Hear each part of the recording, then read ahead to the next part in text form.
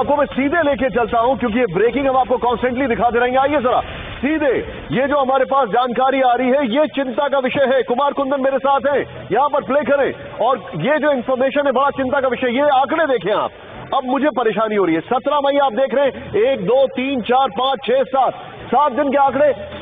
मेरे जो कैमरा मैंने सतपाल जी सिर्फ यहां पर जूम इन करके दिखाएं, इधर देखें आप। 11 मई को 4198 ये मौत का आंकड़ा था। 12 मई को 4128, हम बहुत खुश हुए 13 मई को 4000, फिर हम बहुत खुश हुए 14 मई को क्योंकि आंकड़े कम होने शुरू हुए। ऐसा नहीं कि मौत से खुश हो रहे, लेकिन आंकड़े कम होने शुरू हुए। लेकिन फिर 15 मई को चिंता बढ़ी, 4027, 16 मई को 4095 और 17 मई को सारे रिकॉर्ड टूट गए। मैं चाहूंगा इस ग्राफिक्स और ब्रेकिंग के साथ सीधे कुमार कुंदन के पास। कुमार कुंदन, ये मुझे बहुत परेशान कर रहा है, ये हो क्या रहा है? मौत के आंकड़े कम क्यों नहीं हो रहे बल्कि बढ़ रहे हैं? देखिए, डॉक्टरों की इसमें 2-3 तरह के ऑब्जर्वेशंस हैं। पहला तो ये कि अधिकतर लोग घर पे रह रहे हैं और जब स्थिति बहुत खराब हो जा रही है उसके बाद अस्पताल आ रहे हैं। 70% जो मौतें हो रही हैं, जो मौतों का विश्लेषण किया गया तो उसमें देखा गया कि कोमॉर्बिडिटीज वाले लोग ज्यादा मर रहे हैं। दूसरी बात यह है कि अमूमन लोग जो हैं टेस्ट और दूसरी चीजों कराने से डर रहे हैं। जब तक उनकी रिपोर्ट्स आ रही है तब तक जो है लोगों का जो चूंकि डबल वेरिएंट बहुत जल्दी इफेक्ट करता है तो वो बहुत ज्यादा हो जाता है और बीमार आदमी की सीवियरिटी इतनी ज्यादा बढ़ जाती है कि इसकी वजह से जब तक वो अस्पताल पहुंचे तब तक जो है स्थिति बहुत खराब हो जाती है। और इन सब के बीच जो हमारे हेल्थ केयर वर्कर हैं वो इतना चूंकि एक्सपोज हो रहे हैं अलग अलग तरह के वेरिएंट और अलग अलग तरह के म्यूटेंट वायरस से, जिसकी वजह से काफी ज्यादा वायरल लोड बढ़ रहा है और फिर स्थिति बेकाबू हो जा रही है। तो कई सारी ऐसी वजह हैं जिन वजहों को ध्यान में रख के अगर रखा जाए तो इसकी वजह से इस तरह के आंकड़े आ रहे हैं। हालांकि एक बार फिर कहना चाहूंगा कि जो सरकार है उनका ये मानना है कि जैसे जैसे केस कम हो रहे हैं, क्योंकि ये डेथ के आंकड़े पिछले 4-5 दिनों के होते हैं, क्योंकि डेथ मैनेजमेंट कमेटी तय करती है कि कौन सा कोविड डेथ है कौन नॉन कोविड डेथ है। तो ये 24 घंटे के आंकड़े नहीं बल्कि 3-4 दिन पहले के आंकड़े हैं। उनका मानना है कि अगले हफ्ता जो भी आंकड़े आएंगे वो शायद थोड़ी राहत देने वाले हो सकते हैं। एक बात, दूसरी बात ये भी है कि जो मेट्रो है खास करके जैसे दिल्ली हो गया, मुंबई हो गया, इसकी स्थिति पहले से सुधरी है, लेकिन जो एडजॉइनिंग स्टेट्स हैं, जो एडजॉइनिंग डिस्ट्रिक्ट्स हैं, जो एक तरह से कह सकते हैं कि गांव का इलाका है या शहर का इलाका है, मेरे साथ बने रहिए कुमार कुंदन, मैं चाहूंगा मेरे साथ बने रहे। मैं आपसे कुछ और चीजें यहाँ पर जानना चाहूंगा ये इस वक्त। लेकिन अब हमारे सामने जो एक बड़ी इंटरेस्टिंग खबर है और डॉक्टर सौमित्र मेरे साथ हैं। I stand corrected, doctor Soumitra नहीं है, वो डॉक्टर सौमित्र हैं। डॉक्टर सौमित्र, मैं आपके पास आ रहा हूं, लेकिन एक इंफॉर्मेशन, वो बड़ी इंटरेस्टिंग इंफॉर्मेशन है, वो लेकर हमारे दर्शक जरा ध्यान से देखें। भारत में कोरोना को ग्रास रूट लेवल पर खत्म करने की नई रणनीति तैयार। बड़ी खबर, पीएम ने अलग अलग राज्यों के 46 डीएम के साथ कोरोना मैनेजमेंट की रणनीति पर चर्चा की। अब कोरोना से निपटने के लिए एक्स फैक्टर का होगा इस्तेमाल। दूसरे चरण में 54 डीएम के साथ कल चर्चा करेंगे प्रधानमंत्री मोदी। एक्स फैक्टर, समझें आप इसको, ये यहां पर बहुत बड़ी बात है। अब मैं आपको फिर से एक बार खबर बता रहा हूं, फिर से एक खबर देखें आप, बड़ी खबर है ये। भारत में कोरोना को ग्रास रूट लेवल पर खत्म करने की रणनीति तैयार हो गई है। पीएम ने अलग अलग राज्यों के 46 डीएम के साथ कोरोना मैनेजमेंट की रणनीति पर चर्चा की। अब कोरोना से निपटने के लिए एक्स फैक्टर का होगा इस्तेमाल। दूसरे चरण में 54 डीएम के साथ कल चर्चा करेंगे प्रधानमंत्री मोदी। अब मैं आपको इस खबर में जरा दिखाना चाह रहा हूं कुछ डिटेलिंग। आइए जरा प्ले ऑन करें इसको राहुल, ये देखें। अब ये बड़ी इंटरेस्टिंग खबर क्यों है, ये एक्स फैक्टर क्या है, जूम इन करें। कोरोना से निपटने का एक्स फैक्टर प्लान तैयार, यहां पर एक एक्सक्लेमेशन होना चाहिए था। खैर, डीएम और पीएम की बैठक में कोरोना का निपटने के लिए कोरोना से निपटने का एक्स फैक्टर प्लान पर मंथन। कोरोना का निपटने के एक्स फैक्टर प्लान का मंथन। एक्स फैक्टर प्लान में मैक्रो से लेकर माइक्रो मैनेजमेंट पर होगा जोर। नेक्स्ट चेंज करें। एक्स फैक्टर प्लान में डीएम का लोकल कंटेनमेंट बनाने पर जोर होगा। यह इंपॉर्टेंट है। इस एक्स फैक्टर में ध्यान से देखें, एक्स फैक्टर प्लान का मकसद कोरोना को गांव में फैलने से रोकना है। नेक्स्ट चेंज करें। एक्स फैक्टर प्लान में कोरोना से मौत और भूख से मौतें रोकने पर जोर होगा। कोरोना से मौतें और भूख से मौतें रोकने पर जोर होगा। नेक्स्ट चेंज करें। कोरोना से निपटने के साथ साथ लोगों की रोज की जरूरत पर भी ध्यान देना अहम होगा। यह है एक्स फैक्टर। राहुल, मैं चाहूंगा ये ग्राफिक्स और शॉर्ट्स प्रधानमंत्री जी की जो आज बैठक हुई है। अब मैं सीधे चलूंगा, मेरे साथ डॉक्टर सौमित्र हैं। डॉक्टर सौमित्र, सॉरी सर, तूफान की खबर दिखा रहे थे इसलिए आपको थोड़ा इंतजार कराया मैंने। सर, अब माइक्रो मैनेजमेंट पर जोर दिया जा रहा है and nobody can be better than DM, जिनके हाथ में पावर होती है माइक्रो मैनेजमेंट गांव पर रोकने का। इस प्लान पर आप क्या कहेंगे? डॉक्टर वली मेरे साथ आ गए, सीनियर कार्डियोलॉजिस्ट और कोरोना वॉरियर। स्वागत है डॉक्टर साहब आपका। Doctor Saumitra, your reaction sir. I think ये बहुत अच्छा प्लान है। जैसे कि हम देख रहे हैं पिछले कुछ हफ्तों से जो कोरोना है वो शिफ्ट हो रहा है, नॉर्थ से साउथ जा रहा है, वेस्ट से ईस्ट जा रहा है, बड़े सिटीज से ये डिस्ट्रिक्ट और गांव में जा रहा है। और गांव में जैसे कि निशांत जी आपने भी बोला है, दिक्कत है कि पेशेंट को अगर बुखार होता है वो बाहर नहीं निकलते हैं, अपने घर में ही रहते हैं और जितने फैमिली मेंबर हैं वो संक्रमित होते हैं। और उसमें वही है कि अगर हमें कोरोना को हराना है तो हमें बिल्कुल वॉर फुटिंग में जाना होगा। गांव में हमें, जैसे कि आपने भी बताया है कि हर डिस्ट्रिक्ट में एक बड़ा सेंटर होना चाहिए वॉर फुटिंग में, और डिस्ट्रिक्ट से सब डिवीजन लेवल पे, देन सब डिवीजन से गांव के लेवल पे, कि गांव में अगर किसी को थोड़े भी सिम्टम्स हैं उनको आइसोलेट गांव में ही करना चाहिए। और जैसे कि हम सब लोग जानते हैं 85 to 90% ऑफ द पेशेंट उनको हॉस्पिटल रिक्वायरमेंट नहीं होती है। और अगर हम आइसोलेशन गांव में ही कर दें, वहीं पर ट्रीटमेंट स्टार्ट कर दें, नॉर्मली फिर क्या होता है जब पेशेंट सीरियस होते हैं और उनको स्टार्टिंग से ट्रीटमेंट नहीं मिलता है, वो वाला गड़बड़ सिचुएशन होती है।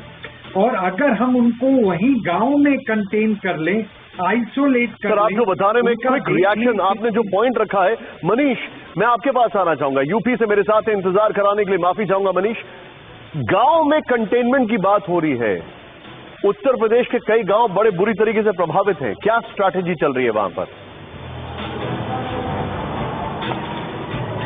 देखिए, उत्तर प्रदेश में योगी आदित्यनाथ ने एक फैसला लिया है कि जो गांव स्तर पर सीएससी हैं, खासतौर पर ब्लॉक स्तर पर जो सीएससी हैं, पीएससी हैं, उनके इंफ्रा को डेवलप किया जाए। सीएससी 30 बेड का कर दिया जाए, वहां पर कोविड पेशेंट को एडमिट करने की पूरी व्यवस्था हो, ऑक्सीजन कंसंट्रेटर वहां तक उपलब्ध कराया जाए। ऐसा फैसला लगभग एक सप्ताह पहले लिया गया था, लेकिन अभी तक बाकी जिलों का छोड़ दीजिए, राजधानी लखनऊ के आसपास के जितने गांव हैं, चाहे आप मोहनलालगंज के गांव को ले लीजिए या फिर बीकेटी के गांव को ले लीजिए या फिर माल मलिहाबाद जो इलाके हैं वहां के गांव को ले लीजिए, वहां पर इंफ्रास्ट्रक्चर अभी तक पहुंचा नहीं है।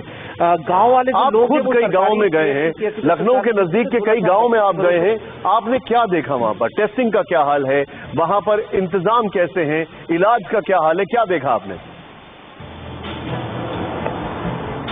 निशांत, हैरानी होती है, 60,000 निगरानी समितियां बनाने की बात शासन स्तर पर, स्वास्थ्य महानिदेशालय के स्तर पर कही जा रही थी, लेकिन लखनऊ के जितने गांव हैं, मोहनलालगंज के गांव में मैं गया, बीकेटी के गांव में कल ही होकर आया हूं, वहां पर कोई भी निगरानी समिति का मेंबर नहीं पहुंचा है। आशा वर्कर जो कि गांव की होती है, उसके रिश्तेदार, उसके परिजन लोगों से सर्वे कर रहे हैं, सर्वे लेकर ले जाते हैं, लेकिन न तो एंटीजन जांच की कोई व्यवस्था है। 80% आबादी अकड़िया कला में बीमारी से पीड़ित है, चाहे वो सर्दी हो, जुकाम, आप जो बता रहे हैं सीधे मेरे साथ पद्मश्री डॉक्टर वली है। डॉक्टर वली, क्या किया जाए सर? देर हो रही है, गांव को संभालना जरूरी है, डीएम लेवल पर अब चीजें जा रही है, मुझे लगता है इससे फर्क पड़ेगा। मैं बार बार अपने दिल पे हाथ रख के कहता रहा हूँ कि दिल से करना होगा। ये काम जो कागज पे है उसको दिल से उतारना होगा और काबू में उतारना होगा। और जो बात प्रधानमंत्री जी ने कही है, बहुत अच्छी बात कही है कि डीएम अपने लेवल पे देखें कि गांवों के चारों तरफ लक्ष्मण रेखा खींचे ताकि वो इन्फेक्शन बाहर ना जाए। आज आपने सिंगापुर स्टेट की भी बात सुन ली होगी। तो we are heading toward the larger danger. और जो गांवों में जो गया है, और बिल्कुल ऑथेंटिक रिपोर्ट है ये कल सुबह की, कि इट वोक मी अप कि उत्तराखंड गवर्नमेंट में बहुत ज्यादा केसेस देखने में आए। 30 अप्रैल तक करीब 1200 और 30 अप्रैल से 15 मई तक 1400। तो ये बड़े आंकड़े आ रहे हैं, इसमें बच्चे भी हैं। तो गांवों में मैंने 2 ही बातें बताई हैं। एक तो ये सब विजिलेंस के काम है, जो कोरोना के जो मरीज है उनको पहचानना, उनको आइसोलेट करना, ट्रैस करना, ये बातें तो सब हेल्थ वर्कर्स को पता है। मैं जो 2 बात बता रहा हूँ, इमीडिएट इफेक्ट से जो धार्मिक संस्थान है, जैसे मंदिर हैं, मस्जिदें हैं, वहां से अनाउंस करें कि भैया ढाटा बांध लो और गांव से कहीं मत जाना। 2 और तीसरा, वहां पे जो हेल्थ के वर्कर्स हैं वो जाएं, लोगों को टेस्ट करें, अगर वो टेस्ट की चीज भी इमीडिएट वाली होनी चाहिए उनके पास, और उसके बाद उनको आइसोलेट करें, सीरियस पेशेंट्स को हॉस्पिटल लाएं। गाँव में सीन बहुत डिफरेंट है सर। आप जो बता रहे मैं ये चीज में ऐड करूंगा। कुमार कुंदन मेरे सहयोगी, उनको हेल्थ मिनिस्ट्री की ब्रीफिंग के लिए जाना है। कुमार कुंदन, आप उसके लिए जाइए, मैं आपको रोकूंगा नहीं, लेकिन इस वक्त एक बड़ी खबर बता दूं। मनीष, यूपी के गांव में कोरोना के हाल पर इलाहाबाद हाईकोर्ट की तल्ख टिप्पणी। गांव और कस्बों में मेडिकल सर्विसेज राम भरोसे चल रही हैं। इलाहाबाद हाईकोर्ट ने कहा, हाईकोर्ट ने केंद्र और राज्य सरकार के स्वास्थ्य सचिव से कोरोना की रोकथाम और बेहतर इलाज पर मांगी रिपोर्ट। हाईकोर्ट ने गांव और कस्बों में टेस्टिंग बढ़ाने का दिया आदेश। मनीष, राम राज से राम भरोसे। देखिए, बिल्कुल व्यवस्थाएं नगण्य हो गई हैं, शून्य हो गई हैं। इसी वजह से हाईकोर्ट को बार बार टिप्पणी करनी पड़ रही है। हाईकोर्ट में लगातार झूठे आंकड़े भी पेश किए जाते रहे, जिसको लेकर हाईकोर्ट सख्त रहा और कल बड़ी सख्त टिप्पणी की। उन्होंने कहा कि शहरों की व्यवस्था छोड़ दीजिए, गांवों की व्यवस्था राम भरोसे है, सरकार कुछ नहीं कर पा रही है। सीएससी पीएससी में हेल्थ इंफ्रा को मजबूत करना पड़ेगा, तब जाकर गांवों को बचाया जा सकेगा। हालांकि राज्य सरकार की अपनी दलील थी, जो यहां से घोषणाएं हुई हैं, मुख्यमंत्री योगी आदित्यनाथ के जो निर्देश हैं हेल्थ इंफ्रा को मजबूत करने के, गांव में स्वास्थ्य ढांचा को खड़ा करने के, वो हाईकोर्ट के सामने पेश किए गए। लेकिन हाईकोर्ट ने तात्कालिक रूप से क्या कदम उठाए गए हैं और कितनी व्यवस्थाएं हो पाई हैं, उसको लेकर सरकार पर कड़ी टिप्पणी करते हुए कहा कि यहाँ की व्यवस्थाएं मनीष, हमें ये नहीं भूलना चाहिए, और मैं बड़ी जिम्मेदारी से आपसे पूछ रहा हूँ, ये वही हाईकोर्ट है जिसने सबसे पहले लॉकडाउन के लिए कहा था 6 शहरों में, और फिर सरकार ने उसको चुनौती दे दी सुप्रीम कोर्ट में, और इवेंचुअली उनको लॉकडाउन ही लगाना पड़ा। देखिए, बार बार यूपी का ख्याल हाईकोर्ट रखता आया है, चाहे लॉकडाउन का मसला रहा हो, या फिर टेस्टिंग बढ़ाए जाने का मसला रहा हो, या फिर मेरठ और लखनऊ में ऑक्सीजन के चलते जो मौतें रही हो। लगातार हाईकोर्ट ने जनहित याचिकाओं के जरिए सरकार पर शिकंजा कसा है, सरकार को निर्देश दिया है। एक कमेटी भी बनाई थी, जो सभी जिलों में एडीजी की अध्यक्षता में कमेटी बनाई गई थी, जो इनकी देखरेख करेगी, जो जरूरी इंफ्रा है, जो संसाधन है, उनको लेकर वो जिला प्रशासन उन्हें रिपोर्ट करेगा। तो लगातार अच्छा मनीष, आप मेरे साथ बने रहिए, मेरे को आज आपसे बहुत सारे सवाल पूछ रहे हैं। एक बार जरा अपने दर्शकों को कुछ दिखाना चाहूंगा मैं जरा, इलाहाबाद हाईकोर्ट ने क्या क्या सजेशन दिए, आइए देखते हैं, और उसके बाद हमारे खास मेहमानों पर आऊंगा। जरा प्ले करें इसको यहाँ पर, ये बड़ा इंपॉर्टेंट है, इसको देखिए समझे। हाईकोर्ट के सुझाव, हर नर्सिंग होम में ऑक्सीजन और वेंटिलेटर की व्यवस्था हो। नोट करें, हर नर्सिंग होम में, छोटी बात नहीं है ये, 30 बेड से ज्यादा क्षमता वाले अस्पतालों में ऑक्सीजन प्लांट लगाए जाएं। ये भी बड़ी अच्छी बात है, होल्ड करें राहुल प्लीज इसको। 30 बेड से ज्यादा क्षमता वाले अस्पतालों में ऑक्सीजन प्लांट लगाए जाएं, क्योंकि ऑक्सीजन की कमी हो रही है, तो सीधे प्लांट लगाए जाएं। नेक्स्ट चेंज करें यहां पर इसको, हर जिले में 20 एम्बुलेंस और हर गांव में आईसीयू वाली 2 एम्बुलेंस हो। ये भी बात सही है, क्योंकि हर गांव में अगर 2 एम्बुलेंस होंगी आईसीयू वाली, तो वो ऑक्सीजन लेवल मेंटेन होता है। वो जो व्यक्ति है, कोई बुजुर्ग है, उसको ऑक्सीजन के अंदर कहीं ऐसा ना हो कि एम्बुलेंस के अंदर उसका इंतकाल हो जाए, उसके लिए पूरे संसाधन होने चाहिए। नेक्स्ट चेंज करें, बड़ी प्रैक्टिकल बात है, BHU Gorakhpur, Prayagraj, Agra, Meerut medical college और एसजीपीजीआई स्तर का बनाया जाए कॉलेजों को। ये देखें, अब ये लॉन्ग स्ट्रैटेजी है, ये प्रोलॉन्ग स्ट्रैटेजी है। नेक्स्ट चेंज करें यहां पर, वो बड़ा इंटरेस्टिंग है, सरकार खुद वैक्सीन बनवाए और दूसरी कंपनियों को वैक्सीन का फॉर्मूला दे, मतलब लाइसेंस दे। नेक्स्ट, बड़े औद्योगिक घराने धार्मिक गतिविधियों में खर्च होने वाले फंड को वैक्सीन खरीदने में लगाएं। बड़ी प्रैक्टिकल बात है। मैं सीधे यहां पर चलूंगा डॉक्टर सौमित्र के पास। डॉक्टर सौमित्र, उसके बाद एक और जानकारी है, वो भी मैं आपको बताऊंगा। Doctor Saumitra sir, oxygen plant, देखिए कोरोना नहीं जा रहा है, ये हम सबको पता है, नंबर 1। राहुल मैं चाहूंगा ऊपर ब्रेकिंग दिखाएं सर, कोरोना कहीं नहीं जा रहा है, ये हम सबको पता है। लेकिन जो हम सबको जानने और समझने की जरूरत है कि अभी जो निकल गई जो चीज, आगे कैसे मैनेज करें। गांव को लेकर जो टिप्पणी है, ये बड़ी इंटरेस्टिंग है। उन्होंने कहा ऑक्सीजन प्लांट लगाएं, आप राशि वैक्सीन खरीदने में लगाएं, वैक्सीन के अलग अलग लाइसेंसेस और लोगों को दें। आपको क्या लगता है, हम कितना जल्दी ये करने में सक्षम है? क्योंकि आपको तो ग्राउंड रियलिटी पता है, आप डॉक्टर हैं, नेशनल टास्क फोर्स के सदस्य हैं। नेशनल टास्क फोर्स की हमारी कल ही मीटिंग हुई थी, जिसमें कैबिनेट सेक्रेटरी, हेल्थ सेक्रेटरी वगैरह थे। तो वहां पर हमने ऑक्सीजन का पूरा डिटेल डिस्कस किया है, और उसमें जो ऑक्सीजन की कमी आप भी देख रहे होंगे, जो हालात आज से 10 दिन पहले थे कि बहुत सारे हॉस्पिटल कह रहे थे कि हमारे पास ऑक्सीजन जो है 2 घंटे या 4 घंटे की है, वो आप अब आजकल काफी कम देख रहे हैं, क्योंकि उसमें जितना भी ऑक्सीजन रिक्वायरमेंट है वो बहुत ज्यादा इम्प्रूव हो गई है, और जो डिफरेंस है रिक्वायरमेंट और जरूरत का वो अब कम हो गई है। और हम लोग ये भी कर रहे हैं कि हर स्टेट के पास अराउंड 20% थोड़ा एक्स्ट्रा हो, जिसमें कि सडनली अगर केसेस बढ़ते हैं तो उसमें भी वो मतलब किल्लत की जरूरत ना पड़े। और जो ऑक्सीजन सिलेंडर हैं और जो ऑक्सीजन कॉन्सेंट्रेटर हैं। डॉक्टर साहब, मैं आपको थोड़ा सा माफी चाह रहा हूँ, रोक रहा हूँ। अपने दर्शकों को एक चीज बता दूं, सिंगापुर से एक स्ट्रेन है जिसके चलते बहुत ज्यादा चिंता हो रही है दुनिया में, खासकर बच्चों को लेकर। ये खबर मैं आपको थोड़ी देर में दिखाने वाला हूं, और मैं चाहूंगा इसके लिए प्लीज अलर्ट पर रहें। प्लीज गो अहेड डॉक्टर साहब।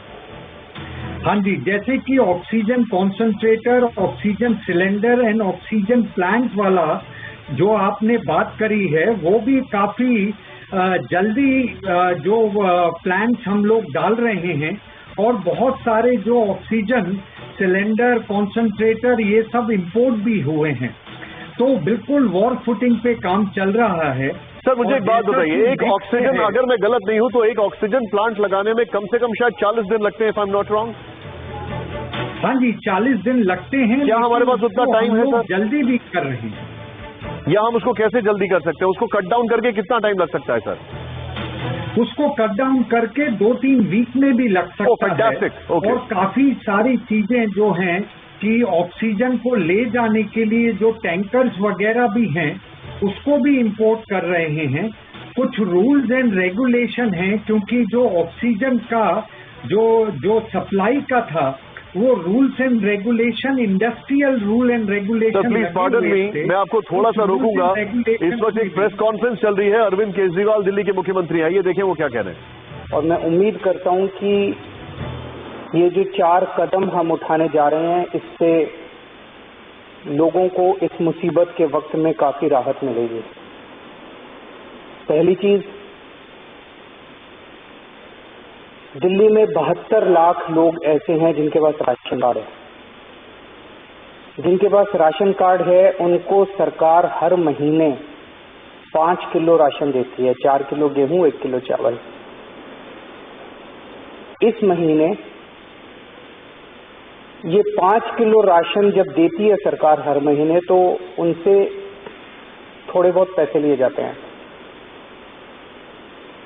इस महीने ये राशन उनको फ्री दिया जा रहा है, उनसे पैसे नहीं लिए जाएंगे।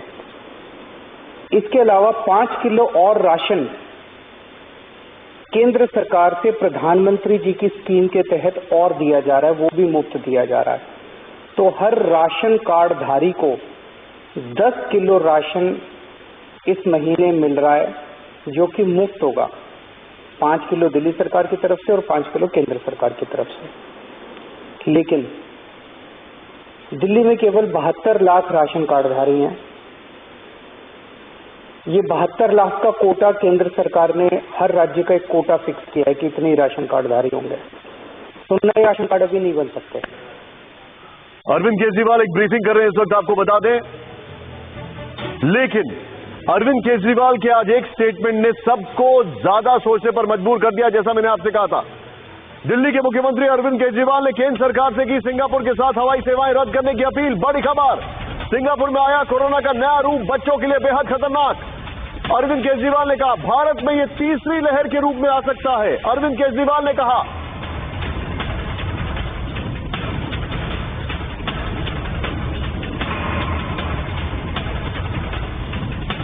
ये इस वक्त की बड़ी खबर, और ये नया वेरिएंट की जो बात हो रही है, मैं सीधे चलूंगा यहां पर डॉक्टर वली के पास। डॉक्टर वली, ये क्या मामला है? सिंगापुर से जो एक नया वेरिएंट आ रहा है, ये बहुत खतरनाक है बच्चों के लिए, क्या मामला है? जी, एक्चुअली जब हम म्यूटेशंस की स्टडी कर रहे थे, तो अभी ये सिंगापुर में तो बहुत सावधानी रख रहे थे लोग, लेकिन उन्होंने बहुत जल्दी इसको आइसोलेट कर लिया है। ये सिंगापुर वेरिएंट के नाम से नया स्ट्रेन है, और ये हम जैसे जैसे नई स्ट्रेन देख रहे हैं, हमें उम्मीद तो ये थी कि कम घातक होंगे, लेकिन ये खास तौर से एफिनिटी रखता है कैच करने की बच्चों को, इसकी वजह से सिंगापुर से आने वाली सभी फ्लाइट को बैन करने के लिए रिक्वेस्ट की गई है केंद्र से श्री अरविंद केजरीवाल द्वारा।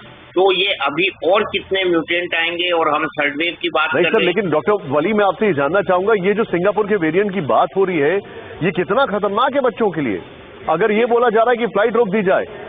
मैंने ये कहा ना, एफिनिटी टुवर्ड्स चिल्ड्रन, ये जो इसका जो रिसेप्टर बाइंडिंग होता है वायरस का, वो बच्चों के एज रिसेप्टर से ज्यादा जल्दी उसको पकड़ेगा और ज्यादा बच्चों के संक्रमण का खतरा होगा। ये इसकी खास बात है। जैसे भी आपको याद होगा 15 गुना ज्यादा वायरुलेंट और जो वेरिएंट विशाखापट्टनम में आइडेंटिफाई हुआ था। तो ऐसे वेरिएंट अभी कितने आएंगे ये कहना बहुत मुश्किल है। हमारी जो ड्यूटी है वो ये है कि हम इनकी जीनोमिक स्टडी करते रहें और इनको पहचानते रहें, और ये जरूर देख लें कि ये टीके जो हमारे पास अवेलेबल हैं उनसे ये कहीं एस्केप तो नहीं कर रहे हैं। अभी तक बहुत अच्छी खबर है, आपको याद होगा कल भी एक खबर आई थी कि यूके ने कोवैक्सीन के लिए ये खास तौर से बताया था कि यूके वेरिएंट के लिए कोवैक्सीन कारगर है। इसी तरह से हमको सिंगापुर वेरिएंट पे अब ध्यान केंद्रित करना होगा, और खास तौर से उन पेशेंट्स की एयरपोर्ट पे चेकिंग करनी होगी जो सिंगापुर होते हुए किसी और फ्लाइट से भी आ रहे हो। तो ये बहुत अहम बात है, और इस समय थर्ड वेव की तैयारी जरूरी है। और उसमें मैं बार बार ये कह रहा हूँ कि सेकेंड वेव में हमने जो तैयारियां की हैं उनका ग्राफ हमको ऊपर ऐसे जाना चाहिए, नीचे नहीं आना चाहिए। उनको वाइंड अप नहीं करना चाहिए उन फैसिलिटीज को। तो ये बहुत बड़ी बात है जो आपने अभी न्यूज दिखाई, और मैंने अपने पहले सेगमेंट में शब्द बोल भी दिया था। तो इसकी हमको बहुत चिंता है और बहुत फिक्र है, और मुझे उम्मीद है कि हमारे यहाँ जो जीनोमिक रिसर्च कमेटी है वो अब बहुत एक्टिव है, और वो इसका जरूर एनालिसिस करेगी और कितने लोग आ रहे हैं, उनमें कितना संक्रमण है, इसका पूरा पता लगाएगी, और हमारे जो दूसरे लोग हैं उनसे एक्सपोजर को रोकेगी, उनको आइसोलेट करेगी और उनका ट्रीटमेंट करेगी। आप जो बता रहे हैं सर, मेरे पास एक और खबर आ रही है और मैं अपने सहयोगी राहुल से बोलूंगा थोड़ी देर बाद वो दोनों ब्रेकिंग एक साथ दिखाए। सिंगापुर से बड़ा कॉन्ट्राडिक्टरी मैसेज आ रहा है।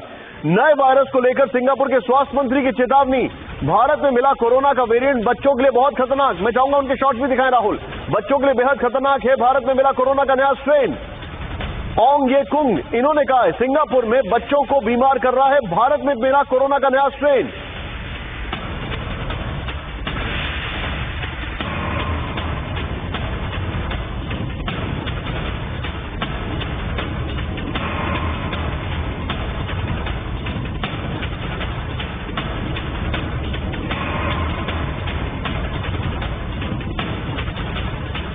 लेकिन मैं आपको दिखाना चाहूंगा, अब ये दोनों खबरों को देखें आप। मैं चाहूंगा एक तरफ अरविंद केजरीवाल कह रहे हैं कि सिंगापुर से वे स्ट्रेन आ रहा है, दूसरी तरफ सिंगापुर के जो हेल्थ मिनिस्टर हैं वो कुछ और कह रहे हैं। मैं चाहूंगा राहुल दोनों दिखाइए, ये दोनों ब्रेकिंग मैं आपको दिखाना चाहूंगा। अब ये अटर कंफ्यूजन है, मामला क्या है इसमें। पहले तो मैं इस कंफ्यूजन पे एक क्विक रिएक्शन लेना चाहूंगा डॉक्टर सौमित्र का। डॉक्टर सौमित्र, मैं ये समझ नहीं पा रहा हूं, अरविंद केजरीवाल कह रहे हैं दिल्ली के मुख्यमंत्री की सिंगापुर से जो स्ट्रेन आ रहा है वो खतरनाक है बच्चों के लिए, सिंगापुर के हेल्थ मिनिस्टर कह रहे हैं जो भारत का स्ट्रेन है वो खतरनाक है बच्चों के लिए। What is the fact sir? Genome sequencing क्या कह रही है?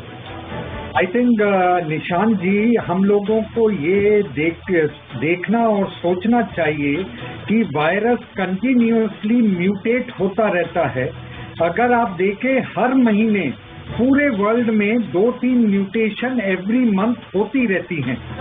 तो जैसे ही म्यूटेशन होता रहता है उसमें ये देखना होता है, जैसे आपने देखा होगा पहले जो इंग्लैंड का वायरस था, एक फिर साउथ अफ्रीकन वेरिएंट था, एक ब्राजीलियन वेरिएंट था, एक जो हमारे इंडिया में वेरिएंट पाया गया, एक डबल म्यूटेशन पाया गया, और ये जो सिंगापुर में जो म्यूटेशन है ये B1617 है, जहां पर उनको 17 केसेस अभी नए मिले हैं, जो कि उन्होंने देखा है कि ओल्ड एज के अलावा ये यंग पेशेंट में भी हो रहा है।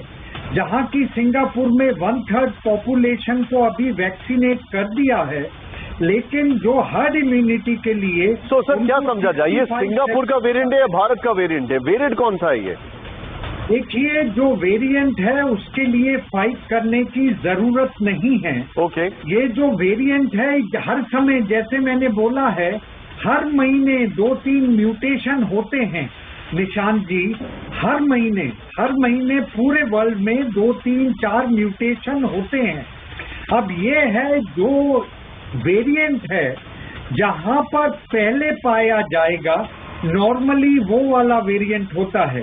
जैसे यूके वाला, यूके में जब पहले पाया गया तो उसको यूके वेरिएंट बोला, जो साउथ अफ्रीका में पाया गया उसको साउथ अफ्रीकन वेरिएंट है, जो ब्राजील में पाया गया वो ब्राजीलियन वेरिएंट है। हमारे यहाँ जो पाया गया है वो अलग है। Then there is a double mutation as well. जी, तो मैं आपको दिखाना चाहूंगा जो सिंगापुर के हेल्थ मिनिस्टर उन्होंने क्या कहा, ये देखते हैं एक बार।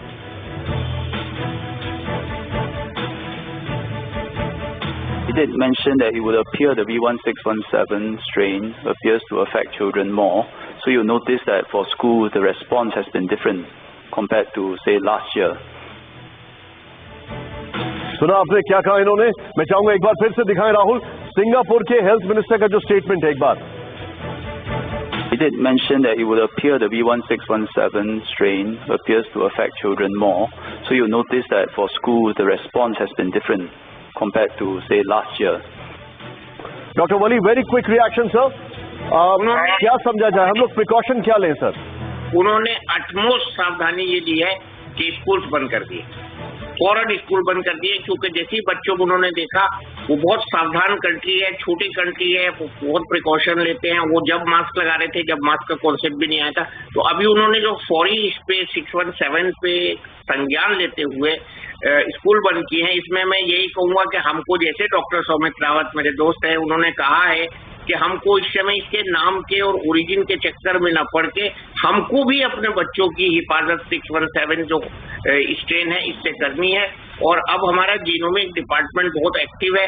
We will identify each and every strain, but ये सावधानी के हमको फ्लाइट्स बंद करनी है, ये अपने में एक अलग डिसीजन है, ये बड़े लोगों के लिए है, वो लेंगे, लेकिन हमको फिर वहीं आके इसको संवाद को खत्म करना है कि मास्क लगाना है, घर में रहना है, 2 मीटर से ज्यादा की दूरी रखनी है, सैनिटाइज करना है और अपने को लॉकडाउन में रखना है। यही प्रिंसिपल गांवों के लिए मैं बताऊंगा, यही प्रिंसिपल शहर वालों के लिए बताऊंगा, और उसके हम अच्छे नतीजे देख रहे हैं। डॉक्टर साहब, अब मैं एक बहुत दुखद खबर दिखाने जा रहा हूं।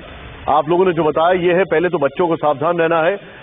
मनीष, शुक्रिया, मैं आपको ज्यादा देर तक ऑन होल्ड नहीं रखूंगा, बहुत बहुत शुक्रिया हमारे साथ जुड़ने के लिए। अब एक बहुत दुखद खबर है और मैं दिखाना चाहूंगा उनका लास्ट वीडियो भी, लेकिन पहले मशहूर हार्ट स्पेशलिस्ट डॉक्टर के अग्रवाल का कोरोना से निधन। डॉक्टर के अग्रवाल कोरोना काल में उन्होंने की थी हजारों मरीजों की मदद। कोरोना वैक्सीन की 2 डोज ले चुके थे डॉक्टर के अग्रवाल। कोरोना से देश भर में दूसरी लहर में 270 से ज्यादा डॉक्टर्स की मौत, दूसरी लहर में मेंशन कर रहा हूं। इस ब्रेकिंग के बगल में दिखाइए डॉक्टर के अग्रवाल का last video. I am suffering from COVID. I am having COVID pneumonia, which is progressive. But even then, remember Raj Kapoor's word, the show must go on. Picture abhi baki hai. People used to consider him as the showman, but he was not a showman. He was the most practical man of the earth. The show must go on. मेरे जैसे लोग oxygen पे भी classes लेंगे और लोगों को बचाने की कोशिश करेंगे. That's what we represent, the collective consciousness of the society. मेरा एक बहुत वैलिड सवाल है और मैं डॉक्टर सौमित्र से पूछूंगा, लेकिन उससे पहले डॉक्टर्स को लेकर दूसरी वेव में मैं आपको बता दूं, इसमें लिखा नहीं है लेकिन दूसरी वेव है वो, आइए जरा मैं आपको बताता हूं। प्ले करिए यहां पर, ये बड़ा इंपॉर्टेंट है, इसको दिखाना चाहूंगा, जरा प्ले करें। देश भर में 269 डॉक्टर्स की कोरोना की दूसरी लहर में मौत हुई है। आईएमए के मुताबिक 269 डॉक्टर्स की दूसरी लहर में मौत हुई है। अब यहां पर देखिए सबसे ज्यादा कहां पर, बिहार में 78, जूम इन करें यहां पर सतपाल जी, उत्तर प्रदेश में 37, तेलंगाना में 19, आंध्र प्रदेश में 22, महाराष्ट्र में 14, दिल्ली में 28। देश भर में कोरोना की दूसरी लहर में इतने डॉक्टर्स की मृत्यु हुई है, यह आपके सामने फैक्ट है। देखिए, और सब ज्यादा कहां हुआ है ये मैं आपको दिखा रहा हूं। मैं चाहूंगा इस ग्राफिक्स के साथ सीधे आइए, मैं एक सवाल डॉक्टर सौमित्र से पूछना चाहूंगा। डॉक्टर सौमित्र, आज सुबह मुझे किसी का फोन आया, एक हेल्थ केयर वर्कर है, उन्होंने कहा कि निशांत भाई, मैंने 16 जनवरी वाले वैक्सीनेशन प्रोग्राम में वैक्सीन लगवाया था, लेकिन अभी जब मैंने अपनी शरीर में एंटीबॉडी चेक कराई है तो सिर्फ 80 बाकी है, होना चाहिए 1000। ये क्या हो रहा है? क्या वैक्सीन का असर लंबे समय तक नहीं रह पा रहा है?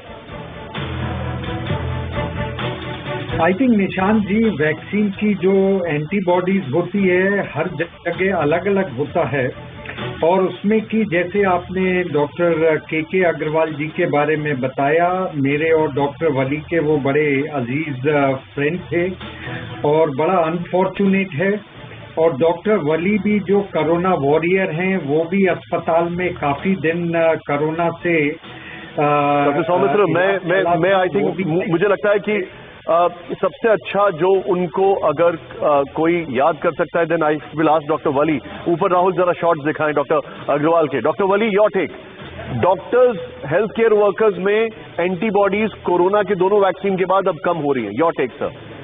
मेरा टेक तो पहला ये है कि जब हम कोरोना पेशेंट्स के एक्सपोजर में आते हैं तो हमारी एंटीबॉडी स्वतः बन जाती हैं, लेकिन ये जो पर्टिकुलर इंसिडेंट है इसमें कम बनी है, तो इसका मतलब ये है कि उनको दूसरी डोज तुरंत लगवानी चाहिए। वेरिएशन होता है, इसको क्वांटिफाई नहीं किया जा सकता। आज इसी बुनियाद पे प्लाज्मा थेरेपी भी बंद की गई है कि हमको जो हम एंटीबॉडी दे रहे हैं प्लाज्मा थेरेपी में। अनफॉर्चुनेटली मेरा शो का समय समाप्त हो गया, लेकिन आप सभी लोगों का बहुत बहुत शुक्रिया। शो को क्लोज कर रहा हूं। भारत में कोविशील्ड वैक्सीन के गंभीर साइड इफेक्ट के मामले में आए सामने। कोविशील्ड वैक्सीन से ब्लीडिंग क्लॉटिंग की AEFI राष्ट्रीय adverse effect following immunization committee ने की पुष्टि। वैक्सीन के प्रति 10 लाख खुराक पर ब्लड क्लॉट 0.61% के मामले।